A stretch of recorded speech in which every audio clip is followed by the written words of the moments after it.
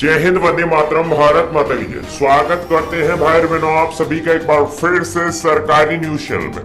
दोस्तों आपको बता दें इस वक्त की ताजा लेटेस्ट अपडेट निकल कर सामने आ रही है एम्प्लॉय पेंशन स्कीम 1995 को लेकर।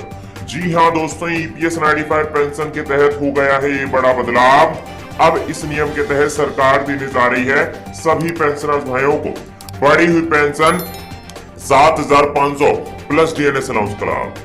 जी हाँ दोस्तों, आपको बता दें लंबे समय से यह मांग बनी हुई थी कि एम्प्लॉय पेंशन स्कीम 1995 के पेंशन भोगियों को एक मुक्त धनराशि के तौर पर ये धनराशि उनके बैंक अकाउंट में क्रेडिट कर दी जाए, जिसके लिए दोस्तों यहाँ पर पेंशनर्स भाई लगातार मांग कर रहे थे कि यहाँ पर जल्द से जल्द इस मामले में सुनवाई की जाए और सभी पेंशनर्स को एक समान सहायता के तहत ये लाभ उनके बैंक अकाउंट में क्रेडिट भी कर दी जाए। जिसके लिए दोस्तों आपको बता दें ये भी माना जा रहा था कि जल्द से जल्द यहाँ पर एम्प्लॉय पेंशन स्कीम 1995 में यहाँ पर संशोधन किया जाएगा, लेकिन इसका यहाँ पर फाइनल क्रम तैयार नहीं हो पा रहा था कि किस क्रमबद्ध तरीके से पेंशनर्स भाइयों को बढ़ी हुई पेंशन 7,500 प्लस डीएनएस अलाउंस का लाभ उनके बैंक अकाउंट में क्रेडिट कर दिया जाएगा। हाल फिलहाल में आपको बता दें देश के प्रधानमंत्री नरेंद्र मोदी जी ने देश को किया है संबोधित, पेंशन में किया है ये बड़ा बदलाव। जी हाँ दोस्तों, आपको बता दें देश के प्रधानमंत्री माननीय श्री नरेंद्र मोदी जी द्वारा देश को संबोधित किया गया है और यहाँ पर एक भारी बड़ा बदलाव कर दिया गया है, जिसके अंतर्गत सभी पेंशनर्स भाइयों को अब बढ़ी हुई पेंशन 7,500 प्लस डीएनएस अलाउंस का लाभ उनके बैंक अकाउंट में क्रेडिट करने जा रही है सरकार। जी हाँ दोस्तों, आपको बता दें इसका मैटर लगभग सुप्रीम कोर्ट में भी 7 साल से चल रहा था और सुप्रीम कोर्ट इसका फाइनल निर्णय नहीं कर पा रहा था कि किस क्रमबद्ध तरीके से पेंशनर्स भाइयों को बढ़ी हुई पेंशन 7,500 प्लस डीएनएस अलाउंस का लाभ उनके बैंक अकाउंट में क्रेडिट कर दे। हाल फिलहाल में आपको बता दें सरकार ने तत्कालीन प्रभाव से इस नियम को लागू करने की बात कही है।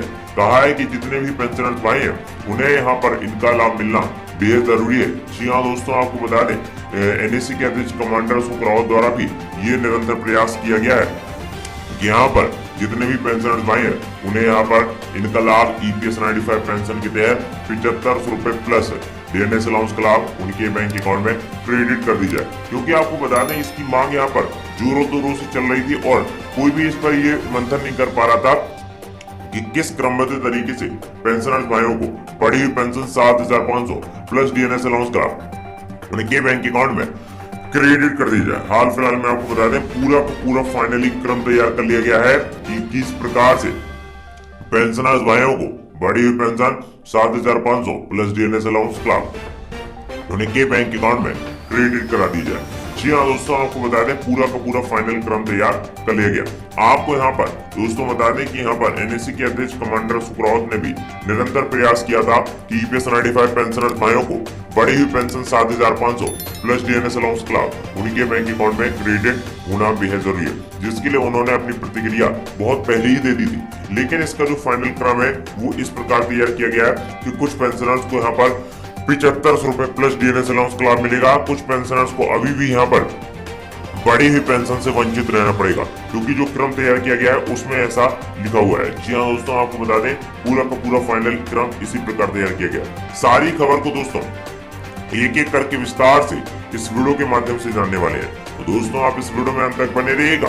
दोस्तों इस वीडियो को बनाने में हमें काफी मेहनत लगती है, तो इस वीडियो को दिल से लाइक करने के बाद चैनल को सब्सक्राइब करने के बाद और नोटिफिकेशन जरूर ऑन कर लीजिएगा। चलिए दोस्तों बढ़ते हैं आज की ताजा बड़ी अपडेट की ओर।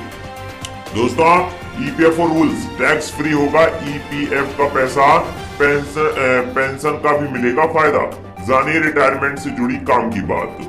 जी हाँ दोस्तों, अगर आप यहाँ पर नौकरी पेशा वाले हैं तो आप सभी के लिए यहाँ पर ताजा ब्रेकिंग न्यूज निकल कर सामने आ रही है। आपका जो पैसा है वो अब आपको टैक्स फ्री मिलने वाला है, मतलब अब आपको ज्यादा प्रॉफिट होने वाला है। ईपीएफओ रूल्स रिटायरमेंट के लिए प्रोवाइडर फंड एक बेहतर निवेश ऑप्शन है, जिसमें लोगों को इनकम टैक्स में सेक्शन 80C के तहत 1.5 लाख रुपए तक के निवेश पर टैक्स छूट मिलता है। ईपीएफओ रूल्स रिटायरमेंट के लिए कोई कई तरह का निवेश करते हैं, लेकिन लोग कई तरह का निवेश करते हैं, लेकिन प्रोवाइडर फंड से बेहतर निवेश विकल्प कोई नहीं है। ईपीएफ में निवेश करने वालों को काफी फायदे मिलते हैं।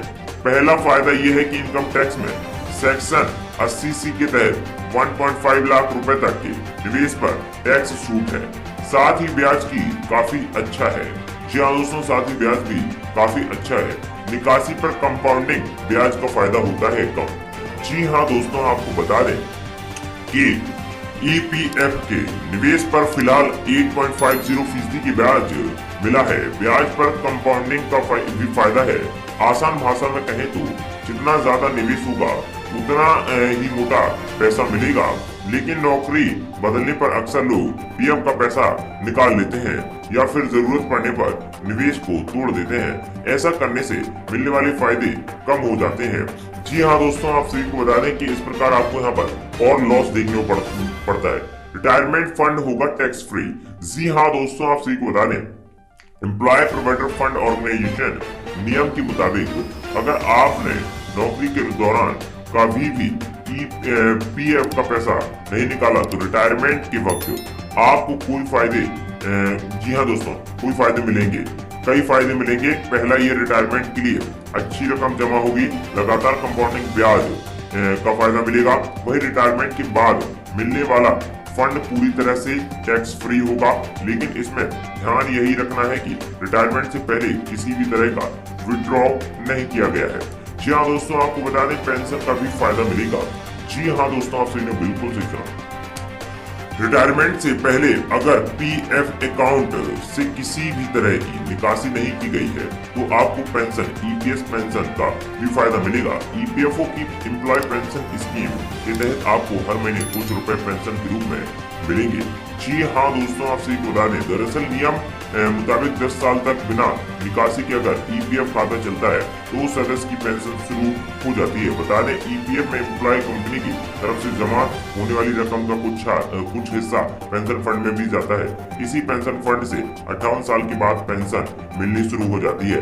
रिटायरमेंट के बाद EPF निकाल सकते हैं वक्त रखते ही। जी हाँ दोस्तों, आपको बता दें अगर आप रिटायर होने वाले हैं या फिर रिटायर हो चुके हैं और अभी तक PF का पैसा नहीं निकाला है तो आपको नुकसान भी हो सकता है।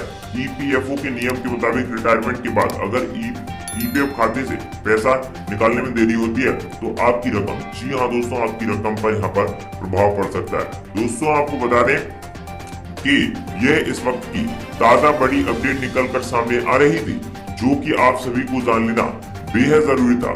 सबसे पहले दोस्तों, आप जी हमें कमेंट बॉक्स में जरूर बताएगा कि आप लोगों को ये वीडियो कैसा लगा है, क्योंकि आपको बता दें रिटायरमेंट का जो पैसा है उसको निकालना आपके लिए बेहद जरूरी है।